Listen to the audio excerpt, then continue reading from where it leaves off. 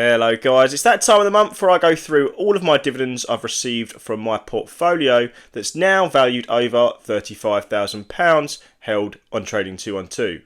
Now more recently I've tried to focus on buying growth-based stocks as opposed to dividend growth-based stocks. There's no real massive active intention behind that. I just preferred the valuations from the likes of Amazon and Mercado Libre to other stocks in my portfolio.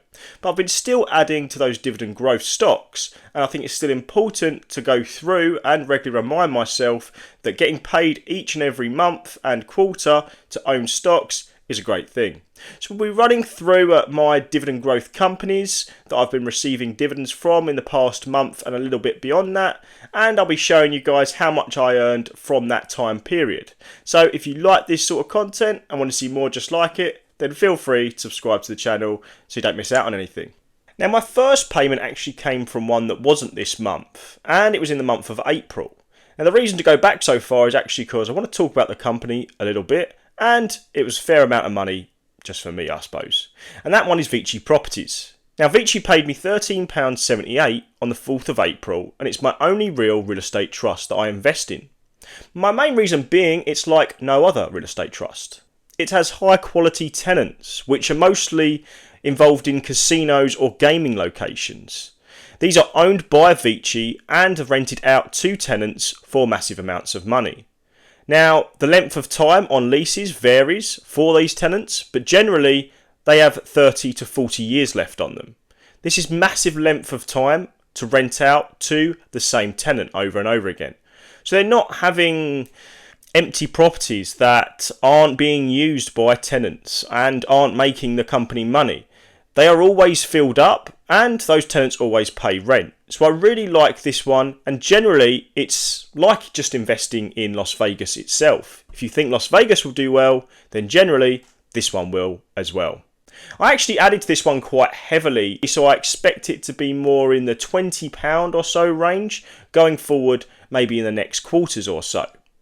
And they have a history of increasing this dividend above inflation, raising it at 6.4% in September 2023. So we might expect a good increase this year as well.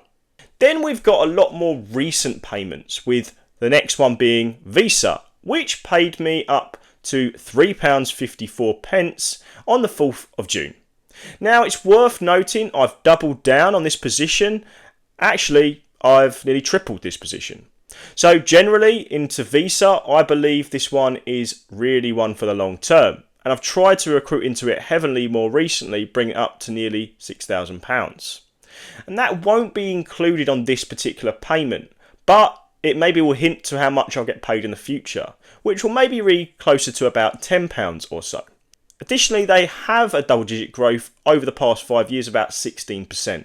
So I expect it to be around the 16% range when they try and raise it maybe towards the end of this year.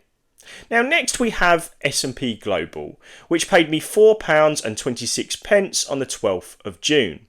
Now SPGI is my only other financial stock along with Visa.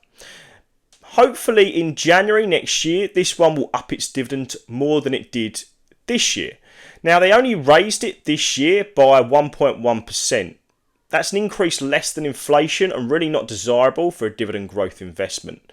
But that was mainly due to their acquisition of market scan information systems and Visible Alpha. Now with that acquisition completed, I'm hoping that these dividend growth will resume to how it previously was, which was around about 10% or so. But we'll see this year. Then of course we've got Microsoft, which is of course my largest holding, which means that it's not, it's my smallest holding, and that one paid me a massive £1. Now before you laugh, I've got two shares that I just can't bring myself to sell, and it's up over 35%, which actually means I've got a yield on cost for this particular one sitting around 0.92%, which is a lot higher than the current yield that's offered, which is around about 0.62%.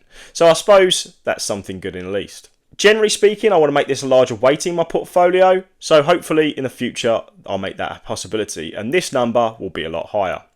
Then finally we've got two in the last day, which was firstly United Health Group, which is paying me £9.98 to own their lovely stock on the 25th of June. which is an excellent dividend growth stock as well as the likes of Visa and SPGI. It's raised in the past. This year was 12%, and I'm hoping for that maybe in the next year, but we'll have to see. They haven't really had any dips on growing that dividend in the past.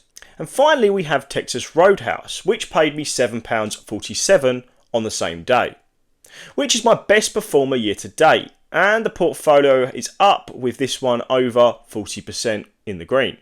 With a great dividend growth rate growing at about 11% this year, this will hopefully get better with time, and I'm hoping that this amount will keep improving as the stock continues to appreciate. So my yield on cost for this one is actually probably the best in my portfolio, with the current yield sitting at 1.42% for this particular stock if you bought it now, and with my yield on cost sitting around about 2.07%, which is obviously a lot better, bringing us to a total of £40.03 for just over 2 months or so. As I said before, I've focused more on growth-based stocks, buying more recently, but I have continued to contribute quite considerably to specifically Visa because I think it's fairly too undervalued at this sort of point.